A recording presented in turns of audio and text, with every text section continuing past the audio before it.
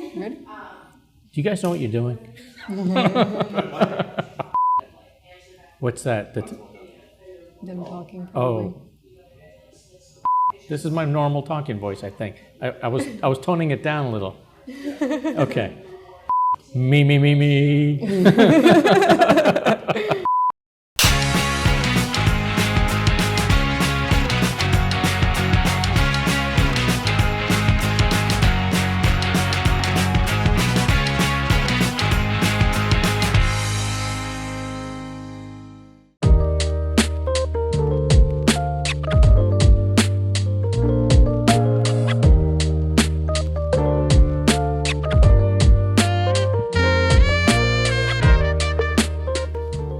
Howdy, and welcome to Alamo Film Group's Make Your Movie interview series.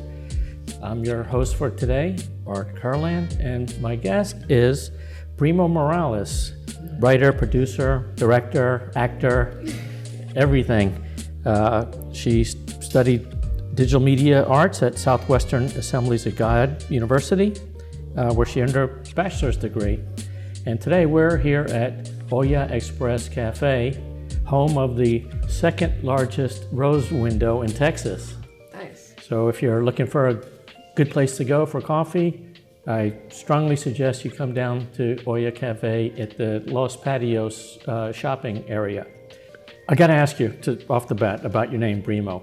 It's so cool. Thank you. How did you get that name? So it's a nickname, actually. And Morales is my last name, but Brimo is a combination of my first and last name. And in middle school, a teacher was combining all of our names. I don't know if it was one of those chainmail email things or something like that. And so she was doing it, and I was like, Brimo sounds really cool. Like, I've never had a cool nickname, so I'm gonna go with that. It does, yeah, it rhymes with primo. Exactly. So, yeah, love it. So what made you decide to become a filmmaker?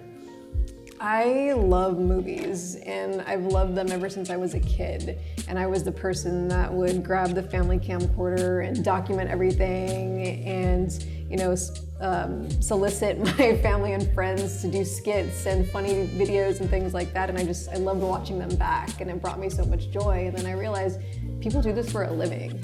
I was like, I want to do that.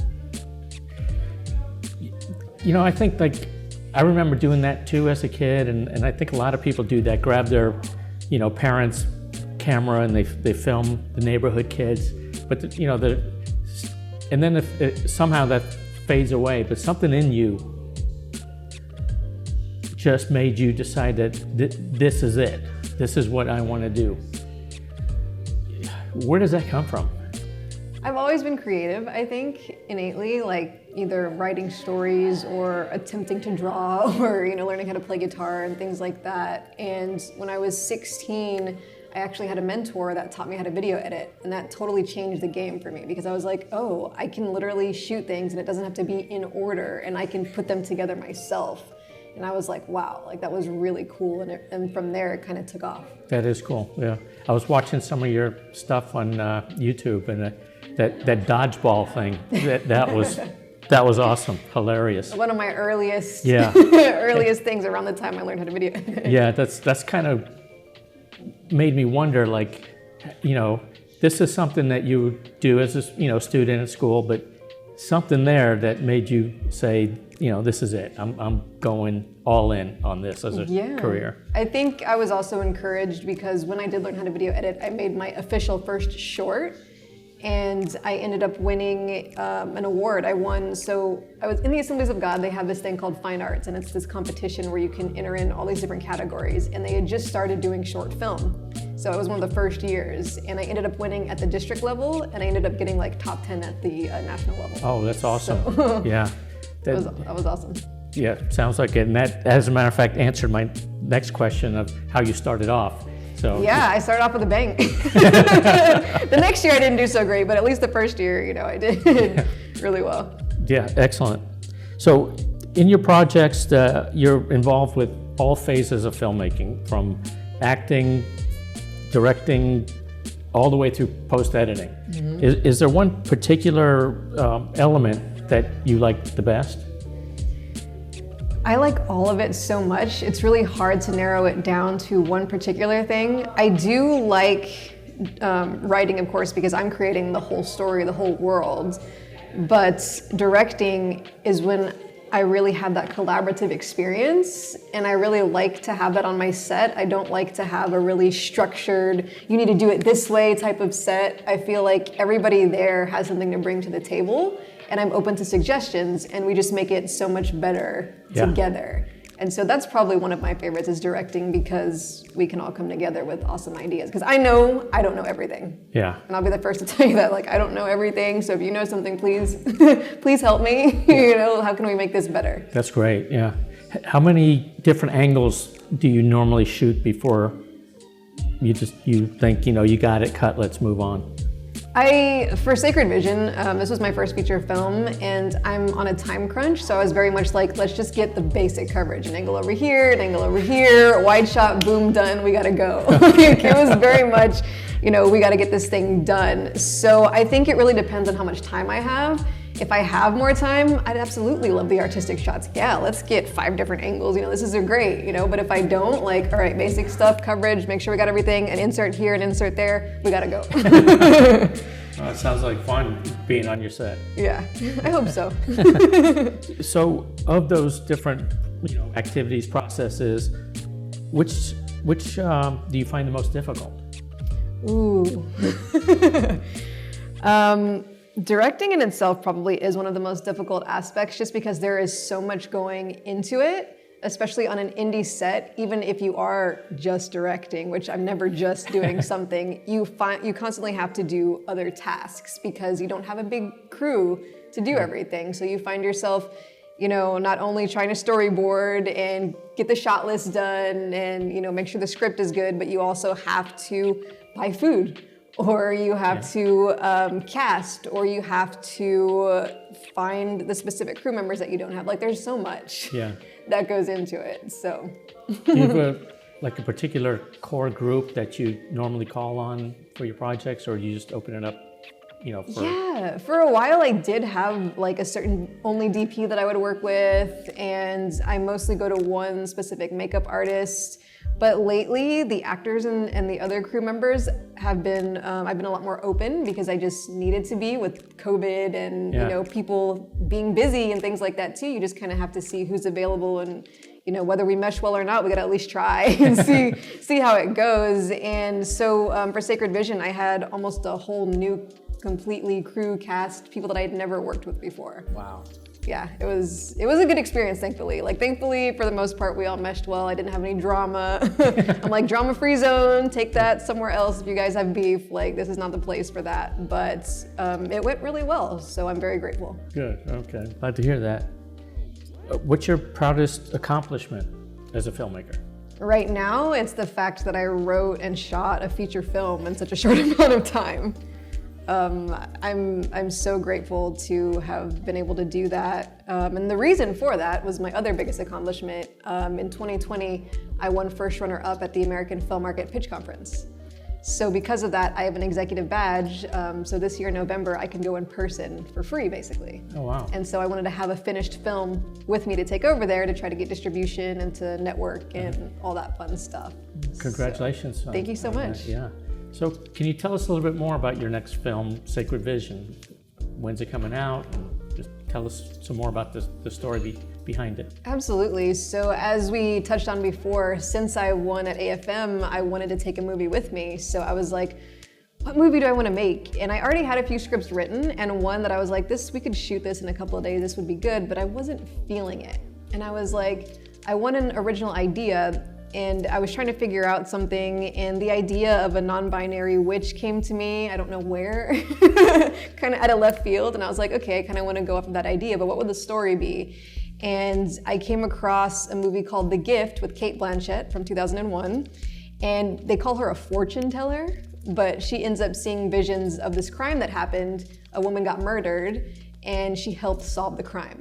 And I was like, that is a really cool idea. I would love to do something like that. And it wasn't crazy like Harry Potter witches. I'm not gonna need special effects to do things like that. She literally saw visions. And there was another movie, The Eye, with Jessica Alba, which is originally a Japanese movie, but I haven't seen that version. I've only seen the American version. But she also gets an eye transplant and starts seeing visions. And so I was like, okay, like hers was scarier. She looked like she was seeing like demons and things like that, but she also did see like premonitions of things that were about to happen. So I took those ideas and I was like, okay, what if the non-binary witch starts seeing future crimes before they happen? And so I kind of went with it. Yeah. And it was crazy how it kind of came together. This was totally unorthodox. I never do movies like this. I try to be as planned and organized as possible, and I totally wasn't with this one because I was on a time crunch and I was like, I have to hurry up and write this script, but I also need to hurry up and cast. I also need to hurry up and shoot. And so I was literally doing like all of that at once. I started writing a little bit, I shot a little bit, I started casting. I literally wrote a scene to cast one of the main other characters and sent out the sides and was like, here, and I ended up keeping that scene. Why were you in such a hurry? Because AFM is in November. Ah, okay. So this has to be done way before November so that I've got all the kinks and everything worked out and I've got everything like situated. Okay. So again, I never do this, but I was in such a hurry to bring it all together, and you know, everything worked out great. Again, I've worked with new people that I hadn't worked with before, and they were amazing, and so I'm very grateful for that. But yeah, it's all coming together. I started shooting myself in April, and then I brought everybody else in May, and so I got pretty much all of it done by the end of May, which was fantastic. Yeah, it was. So now it's just a matter of editing, sound design, composing, all of the color correcting, all of that fun stuff. Mm-hmm. Before it's complete. And the plan is to take it to AFM and to do the world premiere in November. And AFM is? The American Film Market. Okay. In case people don't know. Awesome, excellent. Well, good luck with that. Thank you so much. Yeah, sounds great. Awesome concept, yeah. Thank you. Yeah. So that leads me to the next question. What's next for you? What are you working on? Yeah, I'm always thinking about ideas constantly, especially since I've been writing so much lately. More ideas seem to come to me.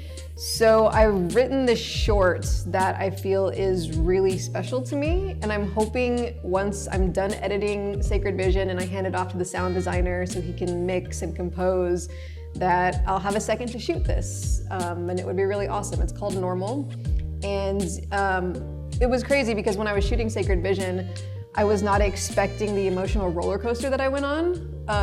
I've had a lot of like things from my past that have like hurt me and like things that I thought I've gotten over, but I guess I didn't.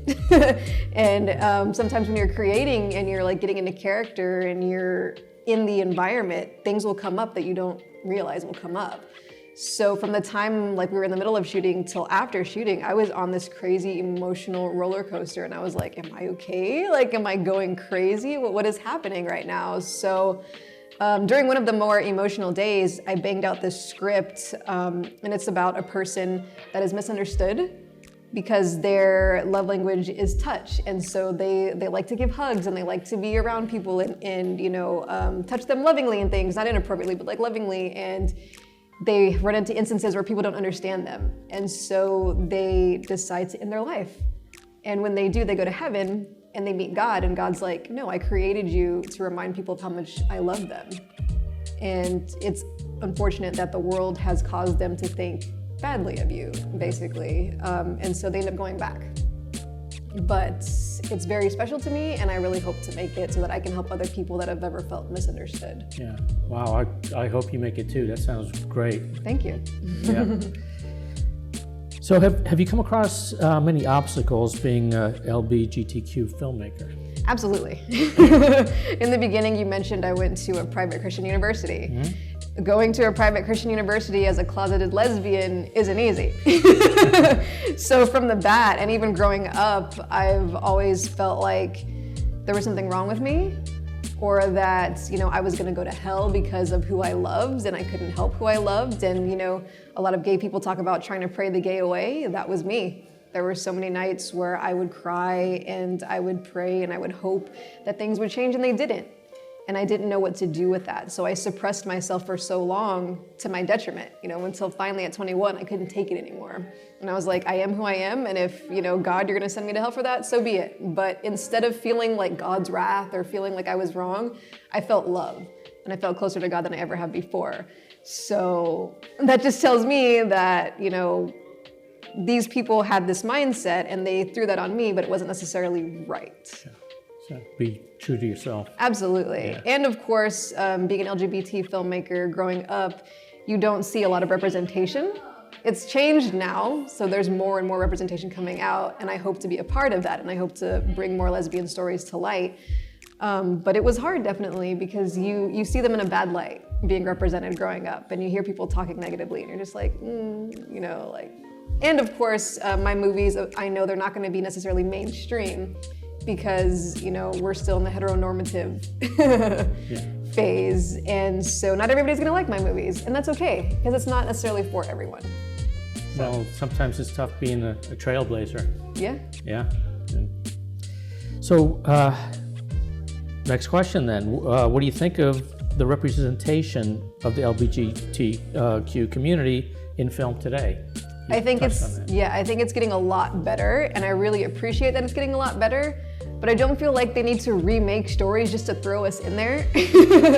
I feel like they need to allow us to tell our own stories and to create new and amazing experiences for people, and that's what I hope to do. I hope to one day be a household lesbian filmmaker name, and people are like, oh yeah, Brimo, I want to go watch Brimo's new movie. Like, that's my dream and my hope as I continue to make movies. And what are the things you'd like to change? You kind of answered that one too, but yeah, absolutely. I'd love to have more representation. Obviously, I'd love for, you know, the community just to feel more accepted and loved, and for society to continue becoming more open-minded and accepting, so that we don't have these hate crimes and we don't have people, oh, I'm not going to go watch that movie because there's a lesbian in it. You know, I don't want that mindset anymore. I want people to understand that we're just people, just like everybody else. You know, you cut me, I'm going to bleed just like you. Yeah, but do you think though that maybe it might be a necessary step in the process that, you know, to kind of check the box for, say, diversity, that, you know, we need representation from all, you know, walks of life,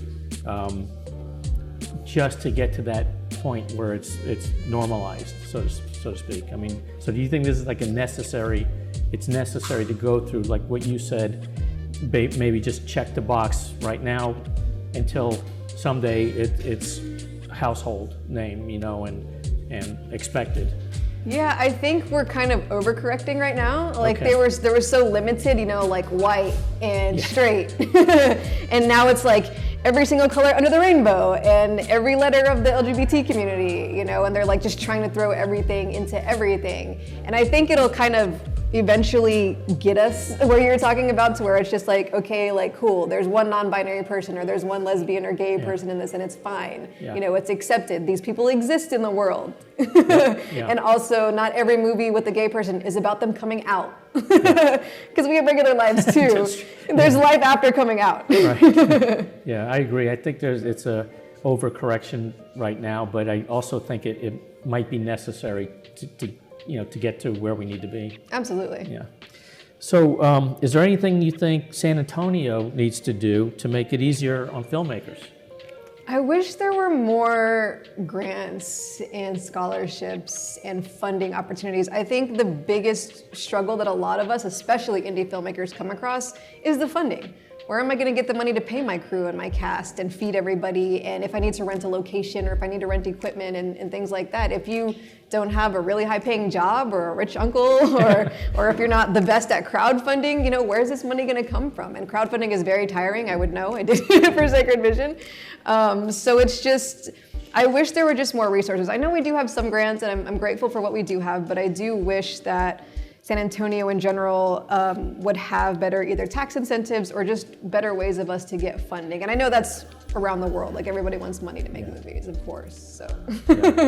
Yeah, I read a lot and hear a lot about San Antonio wanting to make this area, you know, a hub for filmmaking, and hopefully one day, you know, they'll do it by providing these grants and funds to independent filmmakers and filmmakers in general from all around to get them to come to see this area, beautiful area, San Antonio. Absolutely. Ideal for filmmaking, weather-wise, and all other aspects. When it's not 300 degrees outside. Right.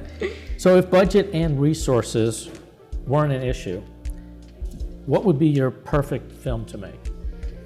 Probably a movie that I wrote that I actually won at AFM with. It's called God Loves Chris. And it was written inspired by my struggle with my sexuality and my faith. And Chris is a young lesbian Latina who grew up in church in her home but was kicked out because she was gay. And so now she's partying, she's drinking, she's having one-night stands just to numb the pain because she's like, you know what, I'm going to hell anyway, might as well live it up. And this causes her to lose her minimum wage job. And after she does that, she runs into a lesbian pastor and she's really confused because she's like, you can be gay and Christian? Like, this goes against everything I was taught my entire life. And the lesbian pastor's like, no, it's okay. You know, you can be you. God created you to be special exactly as you are. And she has a really hard time accepting this. So she continues down her path, drinking, partying, and then she almost dies because she overdoses. And it's a wake-up call. And she's like, okay, I was given another chance. I've got to get my life right. I've got to do something with it. And so she tries to start getting her life together, getting a job, you know, getting everything in line. And then her mom, who abandoned her a few years back, tries to come back. So now she's like, do I make up with my mom? Do I forgive this woman that kicked me out of my only home? Or do I, you know, just go on and live as if I have no parents? And so it's a story of love, not only for the people in your life, but for yourself and self-acceptance, and just overcoming one of the biggest obstacles in your life. And I didn't go through everything that Chris went through, but I can relate a lot and very strongly to it. And so if money wasn't an option and I had a big budget, that's absolutely the next film I would be making. Wow, that sounds awesome. I hope you know, you get funding to make that. That sounds, you know, like it would be a great story to tell. Thank you. Yeah. So if Brimo now could go back in time to Brimo starting out in filmmaking, what advice would you give? So maybe like 16-year-old me, just learning how to video edit, just getting her feet wet and like realizing how cool this is. I would say keep playing. Keep having fun, no matter when you feel sad or when you're going through, you know, some of the worst things you're gonna go through.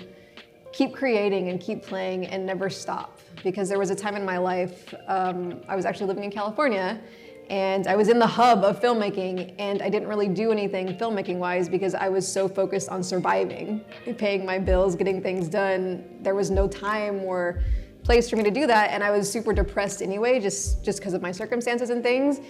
And I didn't really do anything film-wise, and it made me really sad. And so when I came back to Texas, I eventually started up again, and I was like, wow, I miss this so much. Yeah, that's good advice for anybody. Just do what you love to do. Absolutely. Yeah. So where can our viewers find you? Social channels, websites? Yeah. How can they best support you? Yeah, you can go to youtube.com/Brimo the Coolest. That's where most of my short films are. The trailer for Sacred Vision is up there as well. My short film 500K is streaming on 2 platforms. It's streaming on Lesflix or Real Women's Network, so you can support me by doing that. You can find me on Facebook at Brimo Morales, and Instagram at Brimo Morales, and TikTok at Brimo Morales. It's easy enough. Easy enough, Yeah. Absolutely. So I want to thank everyone for joining us here today. And Brimo, thank you for taking the time out of your busy schedule and coming to see us. And I want to thank Olla Express Café here in Los Patios. My name is Art Kurland for Alamo Film Group. Make Your Movie interview series. I'll hope to see you next time.